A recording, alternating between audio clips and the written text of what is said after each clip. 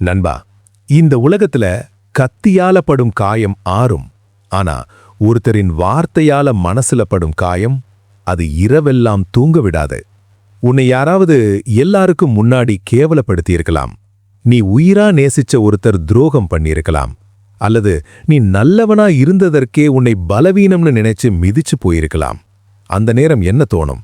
இப்பவே போய் பதில் சொல்லணும். அவங்க செஞ்சதை விட மோசமா திருப்பி கொடுக்கணும். நான் பலவீனம் இல்லைன்னு ப்ரூவ் பண்ணணும். ஆனா அதுதான் ட்ராப். ஏன்னா நீ கோபத்தில் ரியாக்ட் பண்ணும் அந்த நிமிஷம் நீ உன் வலிமையை யூஸ் பண்ணல, உன் கட்டுப்பாட்டை இழந்துட்ட. சாணக்கியர் சொல்ற ஒரு கொடூரமான உண்மை இருக்கு. கோபப்படுறவன் தனது பலத்தை வெளியே செலவு செய்கிறான், அமைதியா இருப்பவன் அதை சேமிக்கிறான். இந்த வீடியோல நாம ஜஸ்ட் சைலண்டாக இருன்னு பேச போறதில்ல. உன்னை காயப்படுத்தியவர்களை பார்த்தும் உடைந்து போகாமல் உன் மனசை எப்படி கண்ட்ரோல் பண்ணுவது, உன் டிக்னிட்டியை எப்படி காப்பாற்றுவது, உன் வாழ்க்கையை எப்படி நெக்ஸ்ட் லெவலுக்கு எடுத்து போவது, அதுக்கான 10 மௌன தந்திரங்கள் பார்க்க போறோம். இந்த வீடியோ முடியும் போது நீ ஒரே ஒரு விஷயம் புரிஞ்சுக்கணும். பதில் சொல்றது பவர் இல்ல, பதில் சொல்ல வேண்டிய நிலைக்கு போகாமல் இருப்பதுதான் பவர். 1. எல்லாவற்றுக்கும் விளக்கம் கொடுக்காதே. உன்னை யாராவது தவறா புரிஞ்சுக்கிட்டாங்கன்னா நம்ம ஃபர்ஸ்ட் இன்ஸ்டிங்க்ட் என்ன? இல்ல, நான் அப்படி இல்ல, நீங்க புரிஞ்சுக்கல, ஒரு நிமிஷம் கேளுங்க. ஏன்? ஏன்னா நம்ம இமேஜ் காப்பாத்தணும். ஆனா இங்கதான் பெரும்பாலானவர்கள் தோற்கிறார்கள். நீ ஒவ்வொரு தடவையும் விளக்கம் கொடுக்கும்போது அந்த மனிதன் ஜட்ஜ் சீட்ல உட்கார்றான், நீ குற்றவாளி சீட்ல நிக்கிற. நினைவில் வை, உன்னை உண்மையா புரிஞ்சிக்கிறவங்களுக்கு விளக்கம் தேவையில்லை. உன்னை தவறாகவே பார்க்க நினைக்கிறவங்களுக்கு விளக்கம் பயனில்லை. அதனால் எல்லா இடத்திலும் எக்ஸ்பிளைன் பண்ண வேண்டிய அவசியமில்லை. சில சமயம் அமைதி என்ன சொல்லும் தெரியுமா? உன் அபிப்பிராயத்துக்கு என் மனசுல அந்த அளவுக்கு வேல்யூ இல்லைன்னு சொல்லும். அது ஈகோ அல்ல, அது செல்ஃப் ரெஸ்பெக்ட். உணர்ச்சியை வெளியில் வீசாதே.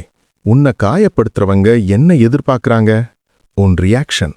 உன் கண் கலங்கணும், உன் குரல் நடுங்கணும், நீ பேலன்ஸ் லூஸ் பண்ணணும். ஏன்னா நீ ரியாக்ட் பண்ணினாதான் அவங்களுக்கு ஒரு ஃபீலிங் வரும், ஆம் நான் இதை அஃபெக்ட் பண்ணிட்டேன். அதனால் செகண்ட் ரூல், உன் வலியை எல்லாரும் பார்க்கும் ஸ்டேஜில் போடாதே. அதுக்காக ஸ்டோன் ஆகிடணும்னு அர்த்தமில்லை, ஆனா பப்ளிக் ரியாக்ஷன் கொடுக்காதே. உடம்பு சூடாகலாம், இதயம் வேகமா அடிக்கலாம், குரல் வராம போகலாம். ஆனா அந்த நேரம் ஒரே ஒரு வேலை பண்ணு. மூச்சை ஸ்லோ பண்ணு, முகத்தை காம் பண்ணு, பதில் உடனே கொடுக்காதே. சில நேரம் ஒரு சைலண்ட் பாஸ் தான் அந்த இடத்துல ஸ்ட்ராங்கஸ்ட் ரெஸ்பான்ஸ். ரியாக்ஷன் என்பது இம்பல்ஸ், ரெஸ்பான்ஸ் என்பது டிசிப்ளின். டிஜிட்டல் மூலம் கற்றுக்கொள். இப்ப காலத்துல யாராவது நம்மை ஹர்ட் பண்ணிட்டாங்கன்னா முதல் தவறு என்ன தெரியுமா? Status, indirect post, sad quote, யாரையும் நம்பாதீர்டி மாதிரி ஸ்டோரி, சிலர் நம்ம வாழ்க்கையில லெசன் மாதிரி கேப்ஷன். இதெல்லாம் ஹீலிங் இல்ல, இதெல்லாம் ப்ளீடிங். நீ ஆன்லைன்ல உன் காயத்தை காட்டுற ஒவ்வொரு நிமிஷமும் அதை பார்த்து சிலர் இரக்கம் கொள்ளலாம். ஆனா உன்னை காயப்படுத்தினவன் மட்டும் பாரு, நான் இன்னும் அவன் மைண்டில் இருக்கேன்னு ஃபீல் பண்ணுவான். அதனால் இன்று முதல் ஒரு டிசிப்ளின். இன்டைரக்ட் ஸ்டேட்டஸ் வேண்டாம், இமோஷனல் போஸ்ட் வேண்டாம், ப்ரூவ் பண்ணும் கண்டென்ட் வேண்டாம், பெயின் பிராட்காஸ்ட் வேண்டாம். உன் லைஃப் எல்லாருக்கும் ஓப்பன் தியேட்டர் இல்ல. உன் சைலன்ஸ் ஆன்லைன்லையும் இருக்கணும். சில வெற்றிகள் பேசி பெறப்படாது, அவை இன்விசிபிளா பில்ட் ஆகும். பிளாக் பண்ணுவது ஈஸி, டிட்டாச் ஆகுவது பவர். கோபத்தில் உடனே பிளாக், அன்ஃப்ரெண்ட், ரிமூவ், டிலீட் இதெல்லாம் சில நேரம் தேவைப்படும். ஆனா பல சமயம் அது இமோஷனல் அனௌன்ஸ்மெண்ட் ஆகிடும். எனக்கு உன் மேல இன்னும் தாக்கம் இருக்குன்னு இன்டைரக்ட்லி சொல்ற மாதிரி. அதற்கு பதிலா என்ன? டிட்டாச். அவங்க இருக்கட்டும், நீ உன் அட்டென்ஷனை எடுத்துக்கோ. நீ எல்லா கதவையும் சத்தமா அடைக்க வேண்டிய அவசியம் இல்ல. சில கதவுகளை அமைதியா மூடலாம். முக்கியமானது என்ன தெரியுமா? அவங்க என்ன பண்றாங்கன்னு தெரிஞ்சிக்கணும்னு கியூரியாசிட்டியையும் விடணும். அதுதான் ரியல் ஃப்ரீடம். யாராவது உன்னை ஹர்ட் பண்ணிட்டாங்கன்னா அவர்களை மறக்க முடியலன்னா பரவாயில்லை, ஆனா அவர்களை அப்சர்வ் பண்ற ஹேபிட்டை நிறுத்து. மறந்து போகாதது வீக்னஸ் இல்ல, மீண்டும் மீண்டும் நினைச்சுக்கிட்டு இருப்பதுதான் வீக்னஸ். தூரம் வைப்பது பனிஷ்மெண்ட் இல்ல, ப்ரொடெக்ஷன். நிறைய பேர் சொல்லுவாங்க, மன்னிச்சிடு எல்லாம் சரியாகிடும். மன்னிப்பு நல்லது, ஆனா எல்லாரையும் மீண்டும் அருகே வரவிடணும் என்பதல்ல. ஒருத்தர் உன் நம்பிக்கையை உடைச்சிட்டாரா, நீ அவர்களை வெறுக்க வேண்டிய அவசியம் இல்லை, ஆனா மீண்டும் அதே ஆக்சஸ் கொடுக்க வேண்டிய அவசியமும் இல்லை. இதுதான் மெச்சூர் பவுண்டரி. பேச வேண்டிய அளவுக்கு மட்டும் பேசு, பழைய நெருக்கத்தை திருப்பிக் கொடுக்காதே. உன் பிரைவேட் லைஃபை மீண்டும் ஷேர் பண்ணாதே. உன் பிளான்ஸ், வீக்னஸ், இமோஷன்ஸ் எல்லாம் ரிசர்வ் பண்ணு. சில ரிலேஷன்ஷிப்ஸ் ரிப்பேர் ஆகாது. அதை ஃபோர்ஸ் பண்றது பீஸ் தராது. Distance is not ego, distance is wisdom. தந்திரம் 6. உன் வலியை புகாராக மாற்றாதே. ஒருத்தர் உன்னை காயப்படுத்திட்டாரா? அதை பற்றி 10 பேரிடம் சொல்லணும்னு தோணும். அது நேச்சுரல். ஆனா கவனிக்க, ஒரு ப்ராப்ளமை மீண்டும் மீண்டும் பேசினா அது சொல்யூஷன் ஆகாது. அது ஐடென்டிட்டி ஆகிடும். மெதுவா நீ உன்னை இப்படி டிஃபைன் பண்ண ஆரம்பிப்பாய்.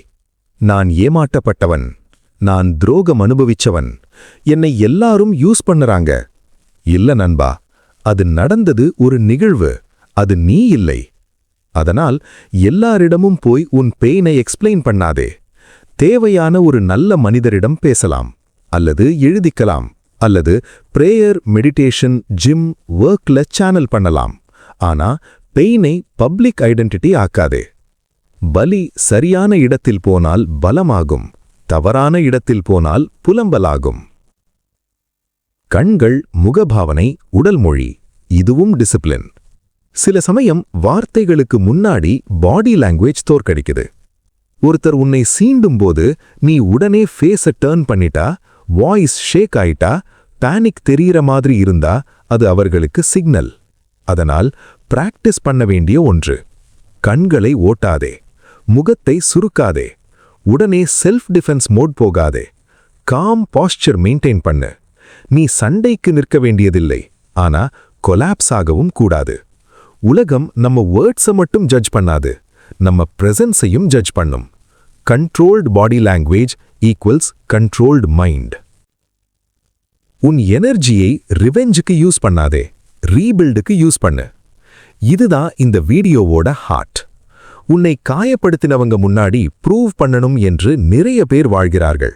அதனால் அவர்கள் க்ரோ ஆகிறதில்லை, அவர்கள் ரியாக்ட் பண்ணிக்கிட்டே இருப்பாங்க.